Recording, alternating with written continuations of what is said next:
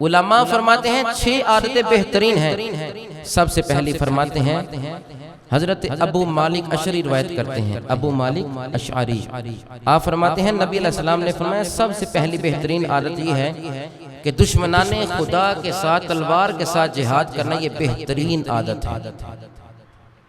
جو اللہ کے دشمن ہے نا، دشمنان خدا کے ساتھ تلوار کے ساتھ جہاد کرنا یہ بہترین عادت ہے۔ حضرت ابو مالک اشعری روایت کرتے ہیں کہ نبی علیہ السلام نے ارشاد فرمایا دوسری بہترین عادت یہ ہے کہ گرمیوں کے روزے رکھنا یہ بڑی ہی بہترین عادت ہے، اور فرمایا مصیبت کے وقت صبر کرنا یہ بھی بہتر عادت ہے، اور فرمایا حق پر ہوتے ہوئے بھی جھگڑا نہ کرنا۔ ایک بندہ حق پر ہے، اس کی بات نہیں سنی جا رہی، وہ حق پر ہے، حق پر ہوتے ہوئے جھگڑا نہ کرنا بہترین عادت ہے۔